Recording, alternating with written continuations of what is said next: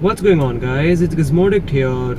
So in my last video, I taught you the basics of manual driving. We saw how to get started and how to come to a complete stop. You guys did give a great response to that video and all of you wanted to see the second part of that. So in today's video, I'm going to cover more about driving and I hope this video again helps you out. So in my last video, I only showed you the upshifting from first gear to second gear and downshifting from second gear to first gear. So in today's video, first of all, I'm going to cover all the gears while driving around the city, and I'm also going to show you how to do hill starts. So first of all, I'm going to drive around for a while, work through different gears and show you some realistic driving, and after that we can move on to hill starts. So without any further ado, let's get started.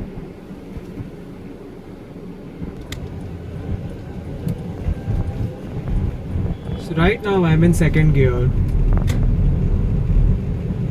and as I'm gaining some speed, the revs are climbing up, and I'll shift the gear and I'll shift the car into the next gear as soon as the RPM crosses above 2. Now you can shift at a higher RPM, but that is going to waste more fuel, so you should always shift at around 2000 RPM. But sometimes when you are overtaking or climbing up a hill, you might want to shift at a higher RPM, otherwise you will feel that the power is too low to climb up the hill or to overtake someone on the highway. So right now I'm in fourth gear, and as I'm accelerating, the RPM is going up and it has reached 2.5, so I'll now shift to fifth gear. And now fifth gear is the highest gear in my car, so I can't shift any further. But some cars do have a sixth gear, so you can shift to that once you cross 2000 RPM.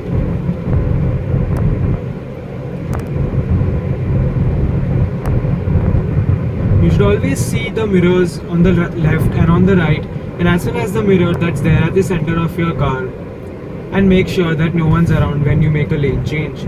And now I'm approaching a red light, so my foot is on the brake and the speed is going down, but I'm not shifting the gear. So now as soon as the RPM goes below 1200 or around 1100, I will shift it into the lower gear, and in this way I'll come to a complete stop. Now I did shift the gears down quite quickly right now, but when you're learning, you should do them gradually.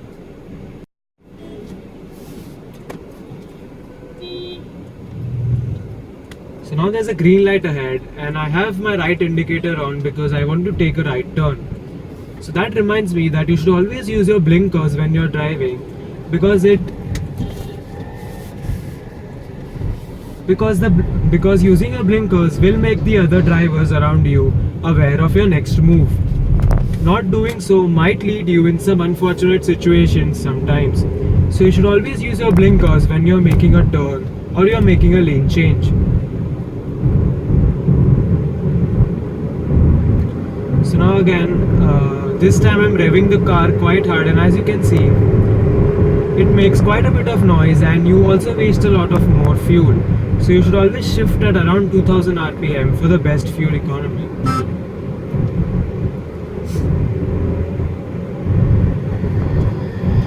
Also, the driving styles around the highways is going to differ from country to country, so you should follow the rules and regulations that are going on in your country.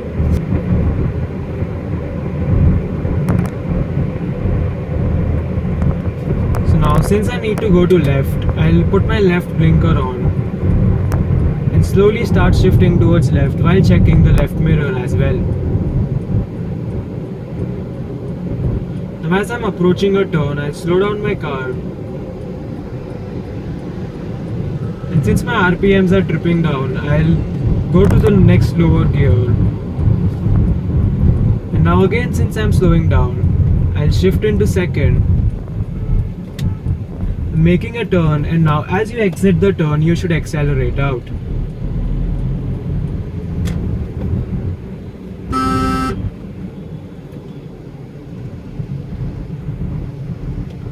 So when you have just started to learn driving, you might be terrified of hill starts. But hill starts are actually very easy to do once you master the technique. I use the handbrake technique to get off the inclined surfaces, and it has worked very fine because it is very easy to learn, and once you get the hang of it, you cannot do it wrong. So right now I'm sort of on an inclined surface, and as you can see, as I leave the brake, my car is going behind.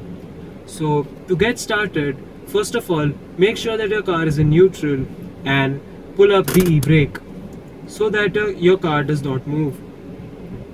So now to get started on the inclined surface, put your car into first gear and now slowly release the clutch. Make sure that your right foot is around the accelerator, but just don't press it yet. So now slowly release the clutch, and at some point you will feel the back end of your car go down and you will feel that your car wants to move ahead. At this point, put the handbrake down, and at the same point press the accelerator a little bit. So as you can see, you won't roll back and your car will go ahead. You should rev your car to around 1500 rpm when you are leaving the clutch and putting down the handbrake. Once again, put your car into neutral, put the e-brake up, put the car into first, slowly release the clutch, and when you feel that your car wants to move ahead, push the e-brake down, give a little bit of accelerator and let go. Keep practicing this method in an empty parking lot, and I'm quite sure that you will be able to master it quite soon. It is a very easy technique and you won't roll back at all once you master it properly. There are some other techniques too to manage hill starts, but I know the handbrake method well and I use it. For minor hills, you can also do the same thing with the brake, but I would recommend you using the handbrake method when you're learning so that you don't roll back on an incline and crash into someone else. There is also a heel toe method to do the same thing, but I don't know it, and I will be posting some links to that method if you want to learn in the video's description.